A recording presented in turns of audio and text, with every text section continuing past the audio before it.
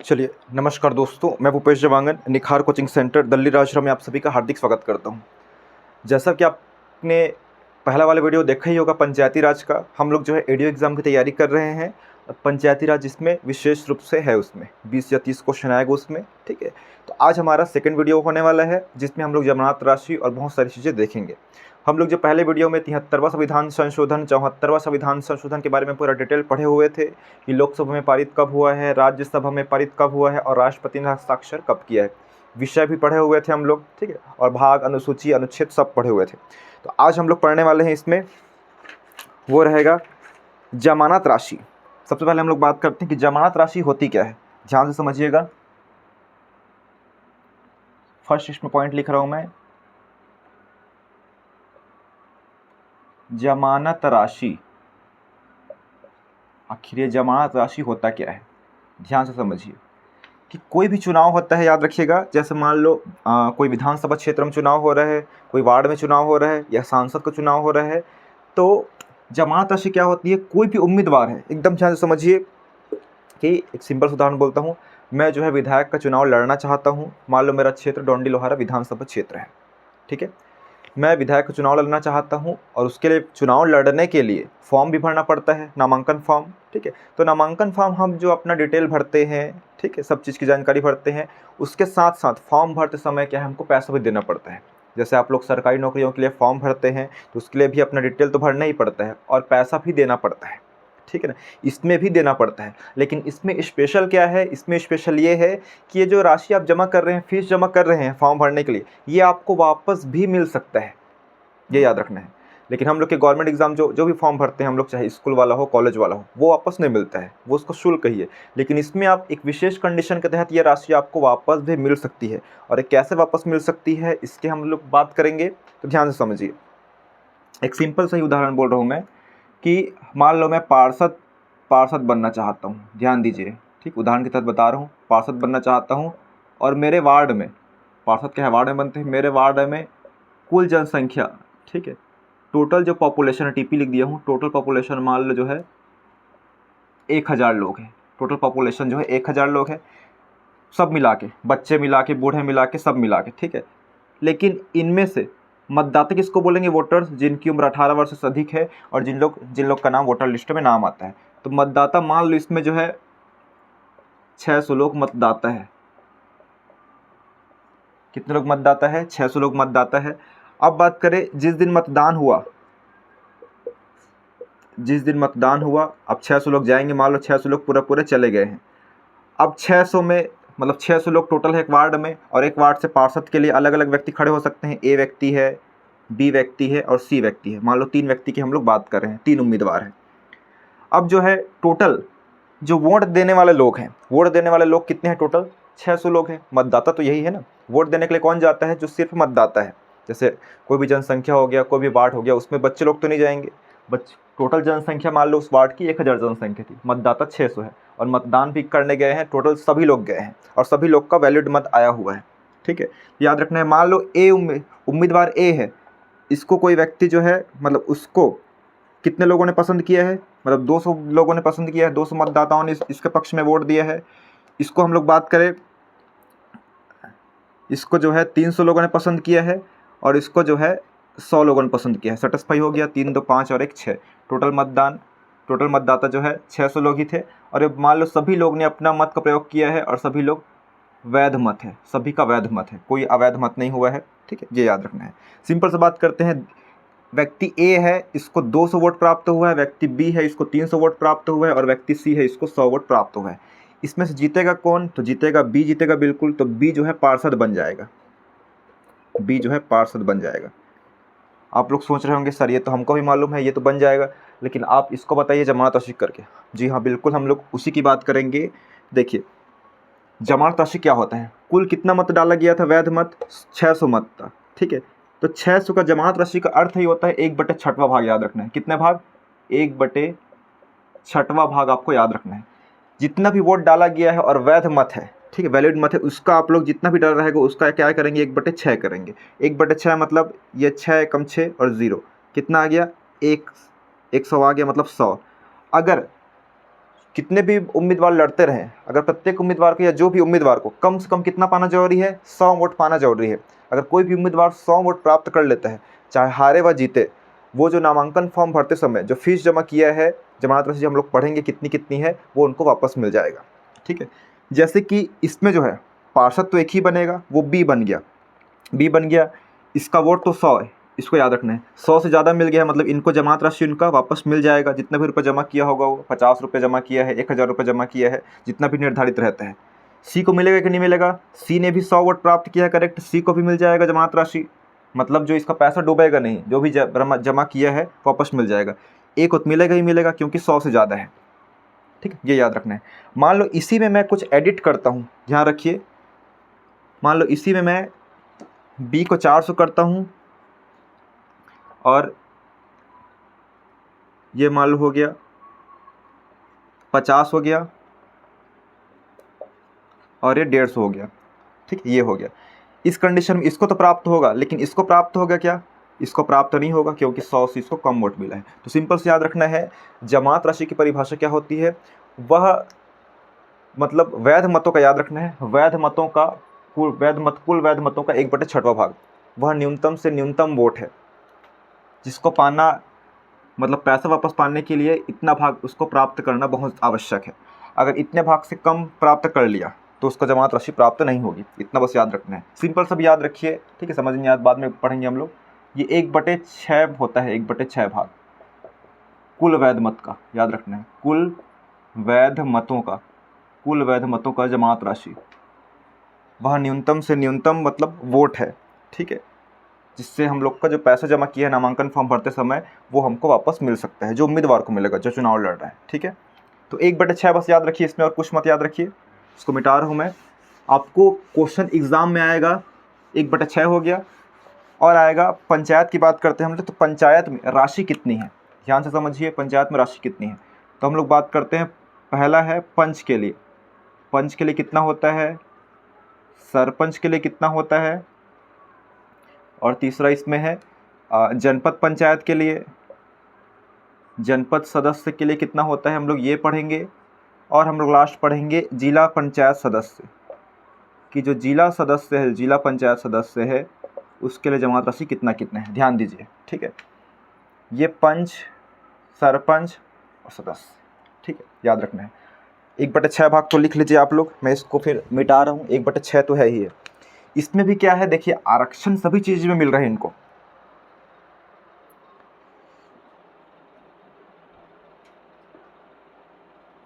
याद रखना है, आरक्षण का लाभ जो है इनको सभी चीज़ में मिल रहा है। जैसे कि सरकारी नौकरी में भी आरक्षण मिलता है, सीटों में आरक्षण मिलता है, पैसे में भी आरक्षण मिल रहा है कि इन लोग कम पैसा देना पड़ेगा। देखिए, पंच, सरपंच, जनपद सदस्य और जिला सदस्य, हम लोग बात करना, अभी UR की बात करेंगे। UR मतलब जो अनारक्षित है उनको कितना रुपये देना पड़ेगा, याद रखिएगा। अगर पंच के लिए चुनाव लड़ रहा है कोई अनारक्षित वर्ग का है, जनरल वर्ग का, तो उसको 50 रुपये देना पड़ेगा। सरपंच के लिए उसको 100 रुपये देना पड़ेगा। ठीक है, ये हो गया।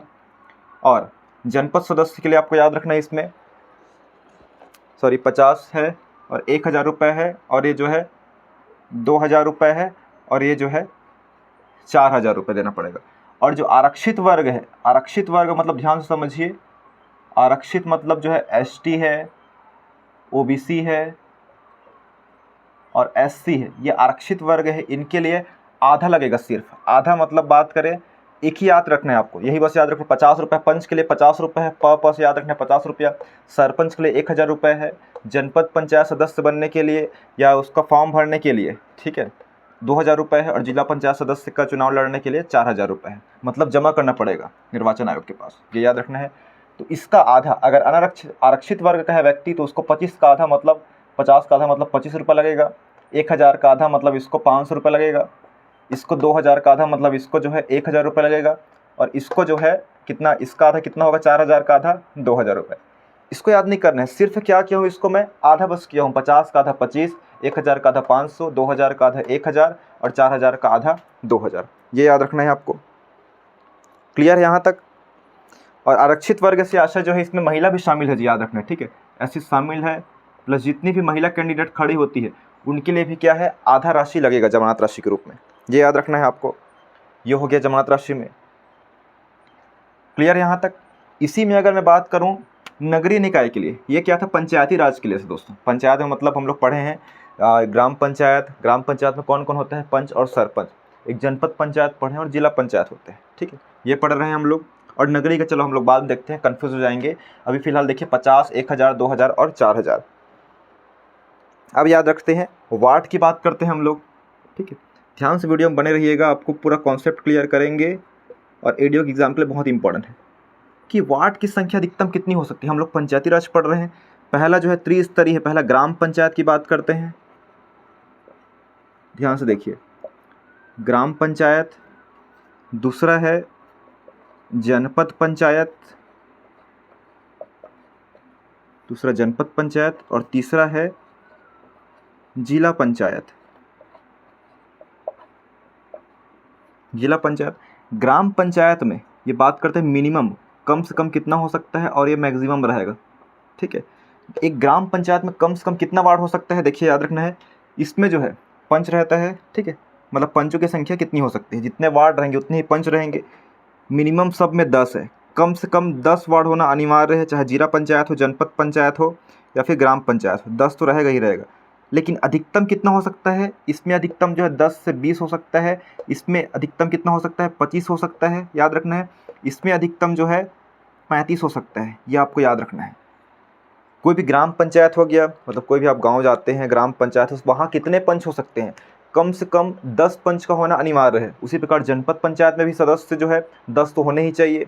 जिला पंचायत में भी 10 सदस्य होने ही चाहिए। अधिकतम बात कर रहे हैं कि एक ग्राम पंचायत में कितने पंच, जितने वार्ड रहेंगे उतने ही पंच रहेंगे। सिंपल सी बात है, अलग अलग नहीं होता है, ठीक है, कि पंच संख्या अलग है, वार्ड की संख्या अलग है। जितने वार्ड हैं उतने ही पंच भी रहेंगे, ठीक है, ये याद रखना है आपको। तो ध्यान दीजिएगा। तो ग्राम पंचायत में अधिकतम पंच या वार्ड कितने हो सकते हैं, 20, जनपद में 25 और जिला पंचायत में 35। ये बहुत ज़्यादा इंपॉर्टेंट है, इसको लिख लीजिए आप लोग, ठीक है, ये याद रखना है आपको। आगे बढ़ते हैं, ठीक है, इसको मिटा रहा हूं मैं।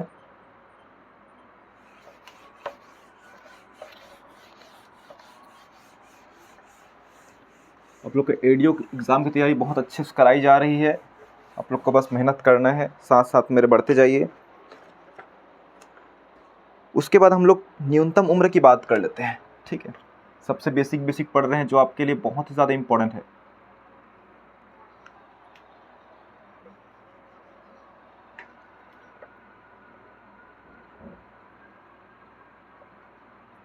न्यूनतम उम्र कितनी होनी चाहिए, हम लोग ये पढ़ रहे हैं। देखिए याद रखना है, पंच है, सरपंच, जनपद सदस्य और जिला पंचायत सदस्य। जिला पंचायत सदस्य, इसके लिए न्यूनतम उम्र है, याद रखना है आपको, 21 वर्ष। याद रखना है, ये बहुत ज़्यादा इंपॉर्टेंट है। 21 वर्ष रही है इसमें, ठीक है ना।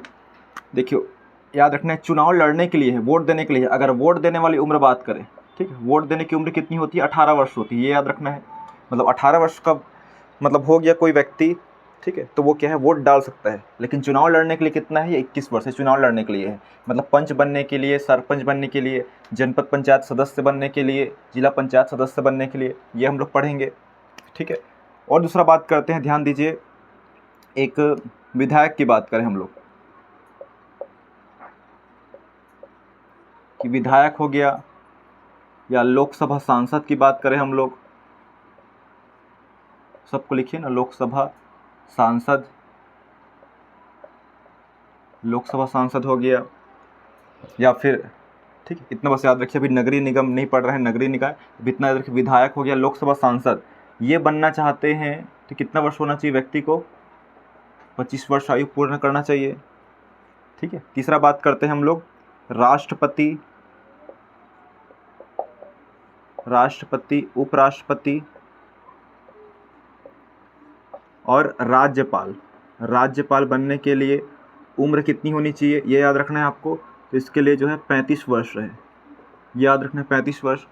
उसी प्रकार चौथा नंबर लिख रहा हूँ मैं, कि राज्यसभा सदस्य, राज्यसभा सदस्य या जिस राज्य जो बड़ा राज्य है वहाँ विधान परिषद भी होता है,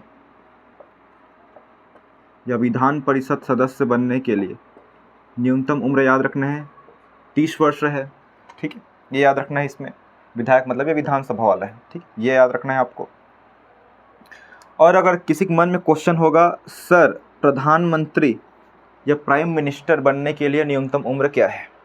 ठीक है, तो इसके लिए याद रखना है प्रधानमंत्री कौन बनता है। कोई व्यक्ति डायरेक्ट लड़ता है कि चुनाव प्रधानमंत्री के लिए नहीं लड़ता है, वो सबसे पहले क्या बनेगा, सांसद बनेगा, और लोकसभा या राज्यसभा बन सकता है। अगर हमारा देखो पीएम जो है लोकसभा सदस्य से भी पीएम बन सकता है, मतलब लोकसभा सांसद भी पीएम बन सकता है और राज्यसभा सांसद भी पीएम बन सकता है। अगर कोई व्यक्ति लोकसभा सांसद बनना चाह रहा है तो उसके लिए कितना है, 25 वर्ष का है, 25 वर्ष का होना चाहिए। अगर कोई व्यक्ति राज्यसभा सांसद बनना चाहिए मतलब बनना चाह रहा है तो इसके लिए 30 वर्ष है। ठीक है, तो इसके लिए कोई निर्धारित नहीं है पीएम के लिए कितना है। ठीक है, लोकसभा क्वेश्चन आ गया कि लोकसभा से प्रधानमंत्री बनने के लिए न्यूनतम उम्र कितनी है, तो 25 वर्ष है। राज्यसभा से प्रधानमंत्री बनने के लिए 30 वर्ष है। ये याद रखना है आपको। ठीक, यही सब तो याद रखना है और कुछ इसमें नहीं है। अगर आपको मन में क्वेश्चन आता है सीएम बनने के लिए, तो सीएम कौन बनता है दोस्तों, विधायक बनता है। ठीक, इसमें भी वही है, एक इसमें कौन सा होता है, एक विधानसभा होता है राज्यों में, और जो बड़े राज्य हैं वहाँ क्या रहता है, और दोनों सदन रहते हैं, विधान परिषद भी रहता है, लेजिस्लेटिव काउंसिल। विधानसभा सदस्य बनने के लिए या विधायक बनने के लिए न्यूनतम उम्र कितना लिखूँ, 25 साल। इसमें 25 साल है, और विधान परिषद बनने के लिए इसमें भी 30 साल है। तो ये क्वेश्चन याद रखना है, क्लियर हो जाएगा आपका कि सीएम बनने के लिए क्या है, कितनी उम्र है लगभग। अगर विधान परिषद नहीं है तो 25 वर्ष ही होना चाहिए। ठीक है, अगर इसको मिटा देते हैं, ठीक है, अक्सर जो है पीएम लोकसभा से बनते हैं और सीएम जो है विधानसभा से बनते हैं। इसको मिटा दूं तो पीएम बनने के लिए भी कितना है, 25 साल है, और सीएम बनने के लिए भी कितना है, 25 साल है। आपको ये याद रखना है, स्क्रीनशॉट कर लीजिए, ये जो आपके लिए बहुत ही ज़्यादा इंपॉर्टेंट है। अगर इसी में थोड़ा बात कर लो, फिर नगरीय निकाय वाला चुनाव हुआ है। ठीक है, एक साथ कवर हो जाएगा आपका, ध्यान दीजिए। नगरीय निकाय में क्या क्या होता है, नगरीय निकाय के 3 स्तर है दोस्तों, हम लोग पढ़े हैं। क्या क्या पढ़े हैं, नगर निगम सबसे बड़ा है, नगर निगम। दूसरा है, नगर को बार बार नहीं लिख रहा हूँ मैं, पालिका लिख रहा हूँ। और तीसरा है नगर पंचायत है। क्या रहेगा, नगर पंचायत। ठीक है, सुनते रहिए। नगर निगम में पार्षद बनने के लिए, देखो पार्षद बनने के लिए तीनों में कितना उम्र है, 21 वर्ष रही है, जैसे इसमें था, सब में 21, इसमें भी है। लेकिन इसमें अध्यक्ष बनने के लिए, जैसे नगर पालिका को मुखिया क्या बोलते हैं, नगर पालिका नगर पंचायत के अध्यक्ष बोलते हैं, और नगर निगम के मुखिया क्या बोलते हैं, महापौर। ठीक है, महापौर। ये बनने के लिए याद रखना है 25 वर्ष है, ये बस याद रखना है 25 साल है। जैसे दिल्ली राज्य आप लोग कोई भी नगर पालिका क्षेत्र में आते हैं, नगर निगम क्षेत्र में आ रहे हैं, नगर पंचायत में, तो जो अध्यक्ष होगा, महापौर होगा, वो बनने के लिए उसकी उम्र कितनी होनी चाहिए, चुनाव लड़ने के लिए उसका 25 साल है। और अभी जो इस बार क्या चुनाव हुआ है, इसका प्रत्यक्ष चुनाव हुआ है। प्रत्यक्ष चुनाव मतलब क्या होता है, डायरेक्ट इलेक्शन हुआ है, जनता डायरेक्ट चुनी है।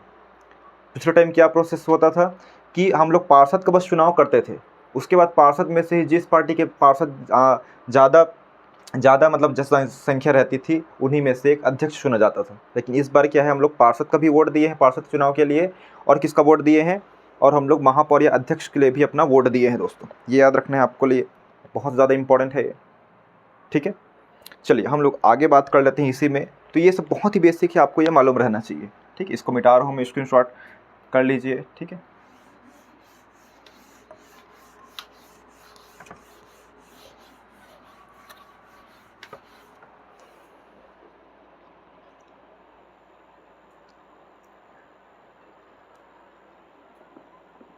हम लोग एकदम सीक्वेंस से पढ़ रहे हैं बुक से। ठीक है, जो आपकी एग्ज़ाम के लिए बहुत ज़्यादा इम्पोर्टेंट है। और बात करते हैं पंचायत में पदाधिकारी। पंचायत में देखिए कौन कौन सदस्य होते हैं, एक बार बात करते हैं। हम लोग क्या पढ़ रहे हैं, पंचायती राज पढ़ रहे हैं। पंचायती राज के अंतर्गत ग्राम पंचायत पढ़े हैं, ग्राम पंचायत। ग्राम पंचायत की बात करें, कौन कौन होता है, वार्ड में क्या होता है, पंच होता है, और एक ग्राम पंचायत में एक ही सरपंच रहेगा, ये याद रखना है, सरपंच रहेगा, ये रहेगा। और क्या होता है यहाँ, ये तो चुने हुए रहते हैं, लेकिन एक सरकारी अफसर कौन रहता है इसमें, सचिव रहता है, ये याद रखना है दोस्तों, सचिव। तो पदाधिकारी मतलब अधिकारी मतलब यही रहेगा इसमें। ठीक है, ये याद रखना है। दूसरा बात करें हम लोग जनपद पंचायत में, कि जनपद पंचायत में कौन कौन होता है, तो जनपद पंचायत सदस्य रहते हैं, जनपद पंचायत सदस्य हो गया। फिर इसमें कौन रहेगा, अध्यक्ष रहेगा, एक जनपद पंचायत अध्यक्ष रहेगा, इसमें उपाध्यक्ष भी रहेगा, ठीक है, ये याद रखना है आपको। और इसमें जो है ग्राम पंचायत पदाधिकारी में कौन रहता है, उप सरपंच भी रहेगा ना, याद रखना है, उप सरपंच भी रहेगा। लेकिन इसमें सरकारी अधिकारी कौन रहेगा, सचिव रहेगा। इसमें सदस्य रहेंगे, अध्यक्ष रहेंगे, उपाध्यक्ष रहेंगे, और इसमें कौन रहेंगे, CEO रहेगा, मुख्य कार्यपालन अधिकारी बोलते हैं, ये सरकारी अफसर होता है जो CGPS CC पोस्ट में मिलता है आपको। उसके बाद है जिला पंचायत, जिला पंचायत हो गया, इसमें भी सेम रहेंगे, सदस्य रहेंगे, जनपद पंचायत जिला पंचायत लगभग सेम रहता है, इसमें भी उपाध्यक्ष अध्यक्ष रहेंगे, और इसमें भी क्या रहेंगे, CEO रहेंगे, ये याद रखना है आपको, ठीक है, दोनों वही याद रखना है। अब हम लोग थोड़ा सा बात करते हैं आपकी जानकारी के लिए कि देखिए पंच प्रत्यक्ष चुनाव हम लोग देखते हैं, इसमें से प्रत्यक्ष चुनाव किसका किसका होता है। प्रत्यक्ष चुनाव मतलब समझिए, प्रत्यक्ष चुनाव और अप्रत्यक्ष चुनाव, ध्यान से समझेंगे, प्रत्यक्ष चुनाव और अप्रत्यक्ष चुनाव में हम लोग अंतर पढ़ रहे हैं। अप्रत्यक्ष चुनाव, देखिए प्रत्यक्ष चुनाव का अर्थ होता है कि सीधे जनता चुनती है, हम लोग डायरेक्ट चुनते हैं। जैसे आप लोग को मालूम होगा, आप लोग गांव से बिलोंग करते हैं तो पंच का चुनाव करते हैं आप लोग, जैसे कोई लोग शहर से बिलोंग करते हैं तो उन लोग पार्षद का चुनाव करते हैं। जैसे विधायक का चुनाव भी हम लोग डायरेक्ट करते हैं, जिसका चुनाव हम जो है वोट देने के लिए जाते हैं, है ना, वो प्रत्यक्ष चुनाव कहलाता है। और जिसको हम लोग डायरेक्ट वोट देने नहीं जाते हैं वो क्या कहलाता है, अप्रत्यक्ष चुनाव कहलाता है। तो सिंपल सी बात करें हम लोग निचले स्तर पर, तो जिन लोग गाँव में रह रहे हैं उन लोग पंच का चुनाव करते हैं डायरेक्ट, मतलब पंच के लिए वोट देने जाते हैं। और साथ साथ में और किसका वोट देने जाते हैं, सरपंच के भी, सरपंच का चुनाव भी आप ही लोग वोट देते हैं, ये तो मालूम है, पंचों में से नहीं चुना जाता है सरपंच। सरपंच का आप लोग जो है जिसमें गांव से बिलोंग कर रहे हैं उन लोग पर पंच के लिए भी वोट देते हैं एक, और एक क्या है, सरपंच के लिए भी वोट देते हैं, ये हो गया, ठीक है। और याद रखना है इसमें, अगर इसी में बात करें, जनपद पंचायत सदस्य, आप लोग अगर गाँव से बिलोंग करते हैं तो आप लोग जो है कितने प्रकार का वोट देते हैं, इधर बता रहा हूँ, एक हो गया, चलो इसको बात करते हैं, इसमें नंबरिंग कर देता हूँ, 1 3 और ये 4, ये कौन सा है, 2 है, ठीक है। और एक जिला पंचायत सदस्य रहेगा, जिला पंचायत सदस्य। ये लिस्ट जो प्रत्यक्ष चुनाव में लिख रहा हूँ मैं, उसको आप लोग डायरेक्ट वोट देते हैं, ठीक है। अगर आप लोग क्या है नए पढ़ रहे हैं, नए विद्यार्थी हैं, तो अपने घर वालों से पूछिएगा, ठीक है, कि क्या पंच का चुनाव हम लोग देते हैं कि नहीं देते हैं, हम लोग वोट डालने जाते हैं कि नहीं जाते हैं। सरपंच के लिए हम लोग डायरेक्ट वो बैलेट पेपर में लगाते हैं कि नहीं लगाते हैं सील जो है। जनपद पंचायत सदस्य का वोट देते हैं कि नहीं देते हैं। घर में आप लोग डिस्कस करेंगे तो आपको अच्छे से वो समझ आएगा, ठीक है। तो ये हो गया जिला पंचायत सदस्य। अप्रत्यक्ष चुनाव किसका होता है, देखिए पंच और सरपंच का तो डायरेक्ट हम लोग चुनाव करते हैं, लेकिन उप सरपंच, ध्यान दीजिए, उप सरपंच को हम लोग नहीं चुनते हैं। उप सरपंच का चुनाव जो है दोस्तों याद रखना है, पंच लोग, मतलब हम लोग पंच को चुनकर भेजते हैं, ठीक है। फिर ग्राम पंचायत में पंच लोग अपने में से ही एक क्या चुनते हैं, उप सरपंच चुनते हैं, ये याद रखना है आपको।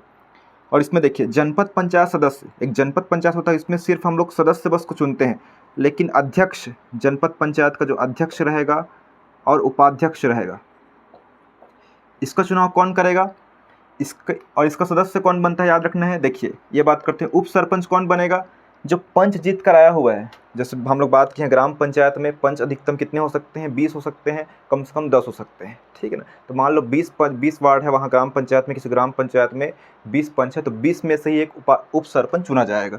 उसी प्रकार जनपद पंचायत में भी मिनिमम 10 वार्ड हो सकते हैं, 10 क्षेत्र हो सकते हैं, अधिकतम जो है 25 हो सकते हैं। मान लो 25 अधिकतम है, तो 25 में से ही एक जनपद पंचायत सदस्य को अध्यक्ष चुना जाएगा और उन 25 में से ही उपाध्यक्ष भी चुना जाएगा। मतलब ये जो है दोहरी भूमिका निभाएंगे, हम लोग इसको पढ़ेंगे। और जिला पंचायत सदस्य में से ही एक क्या चुना जाएगा, जिला पंचायत एक अध्यक्ष चुना जाएगा और एक चुना जाएगा उपाध्यक्ष, ठीक, ये याद रखिए। और एक क्वेश्चन आता है, कौन कौन दोहरी सदस्य वाला है, कौन कौन दोहरी सदस्यता निभाता है।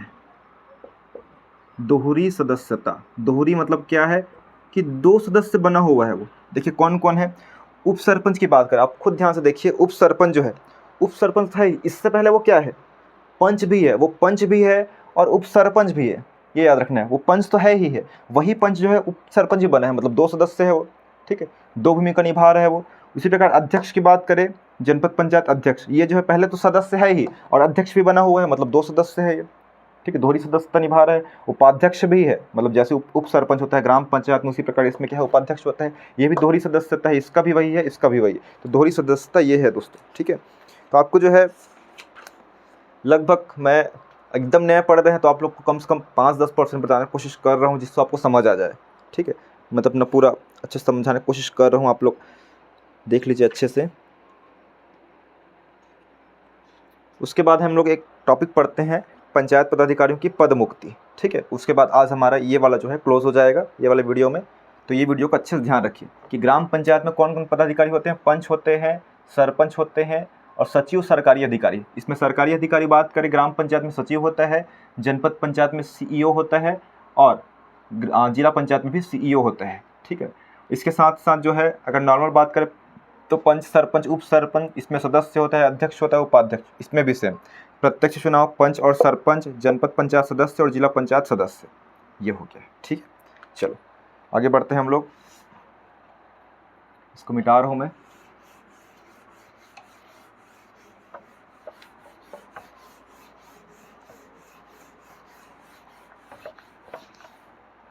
चलिए हम लोग एक लास्ट टॉपिक पढ़ रहे हैं, इसका आपका एडियो की एग्ज़ाम बहुत ही अच्छे से तैयारी करवाई जाएगी। आप लोग वीडियो को ध्यान से बस देखिएगा और नोट्स बनाइएगा वीडियो से ही, ठीक है। और चैनल को सब्सक्राइब नहीं किए हैं तो सब्सक्राइब ज़रूर कीजिएगा, क्योंकि वीडियो मैं डालते रहता हूँ लगातार, जिससे आपको जल्द से जल्द वीडियो मिल जाए नेक्स्ट जो वीडियो डालूँगा मैं।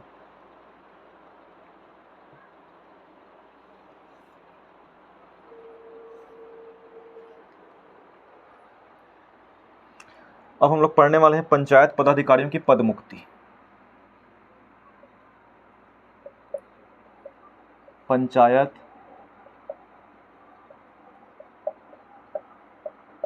पदाधिकारियों की पद मुक्ति, मतलब उनका पद जो है कैसे खाली हो सकता है, ठीक है। इसमें हम लोग देखते हैं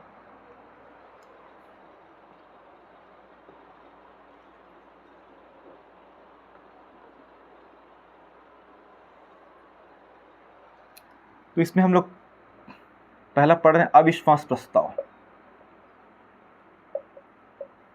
अविश्वास प्रस्ताव पढ़ेंगे हम लोग। दूसरा पढ़ेंगे इसमें ये हो गया। फिर उसके बाद लिखा है, लाइन्स इसमें लिखने की कोशिश करो मैं, रिकॉल है, ठीक है। रिकॉल मतलब होता है वापस बुलाना, ये याद रखना है आपको, वापस बुलाना, ठीक है। और तीसरा याद रखना है त्याग पत्र, रिज़ाइन कर देना, त्याग पत्र। चौथा बात करेंगे निलंबन या सस्पेंड,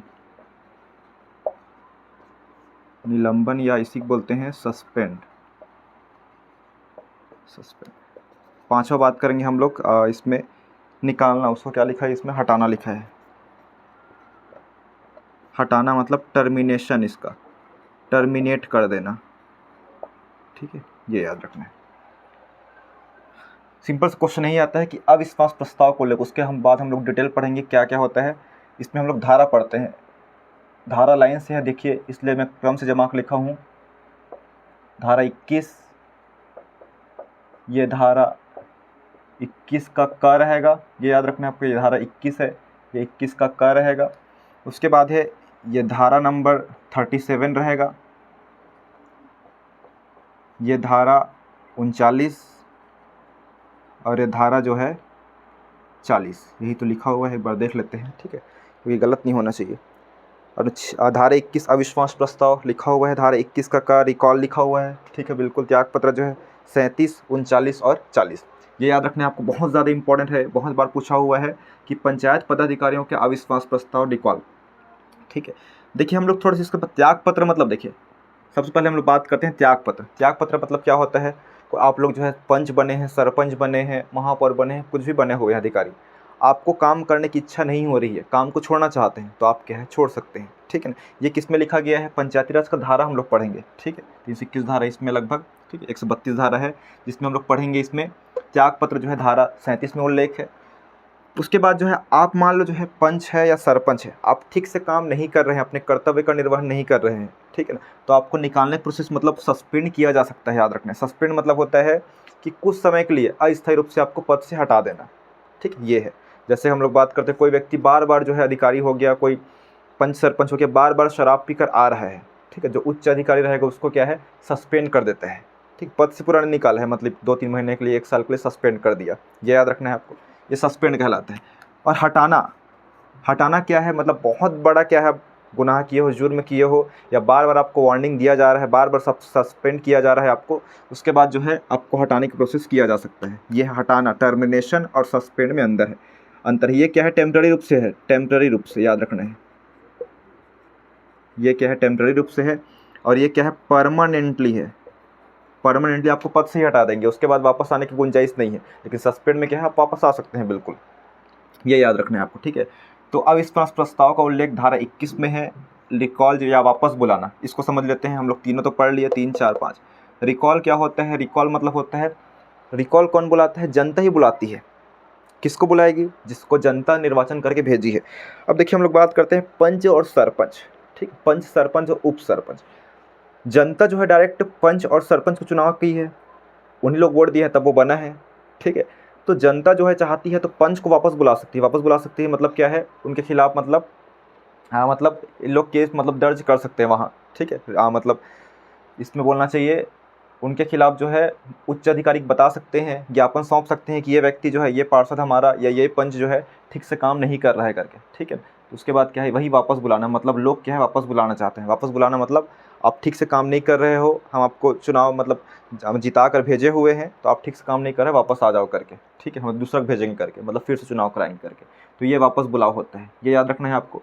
तो रिकॉल या वापस बुलाने वाला प्रोसेस है, ये किसके खिलाफ किया जा सकता है, जिसको जनता चुनी है। ये जनता किसको किसको चुनी, हम लोग बात करें, पंच को चुनती है, डायरेक्ट ना, डायरेक्ट प्रत्यक्ष चुनाव की बात कर रहे हैं।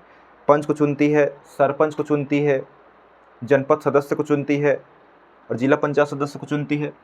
और हम लोग बात करें अविश्वास प्रस्ताव, अविश्वास प्रस्ताव में याद रखना है, इसमें जो है ये प्रमुख और उप प्रमुख, जैसे सरपंच, सरपंच हो गया और उप सरपंच, ग्राम पंचायत में बात करें, सरपंच और उप सरपंच को निकालने का ये भी प्रोसेस है। इसमें निकालने की शक्ति किसके पास है, पंच के पास है। जो लोग पंच लोग रहेंगे उन लोग इसमें जो है मीटिंग कराएंगे, कितने पंच लोग रेडी है, इसको पंच को हटाना चाहते हैं, सरपंच को हटाना मतलब सरपंच को हटाना चाहते हैं, उप सरपंच को हटाना चाहते हैं, ये अविश्वास प्रस्ताव है।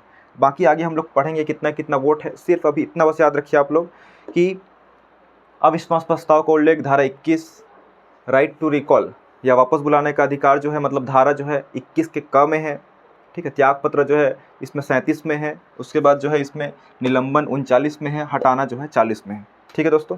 आगे हम लोग बात करेंगे अध्यक्षता, अविश्वास प्रस्ताव पढ़ेंगे हम लोग, उसकी अपील किसके पास की जा सकती है, राइट टू रिकॉल पढ़ेंगे, ये सब हम लोग पढ़ेंगे। सामान्य बैठक, नेक्स्ट वीडियो बहुत ही ज़्यादा इंपॉर्टेंट रहेगा, तो वीडियो में ध्यान से बने रहिएगा और नोट्स यहाँ तक कंप्लीट कीजिएगा।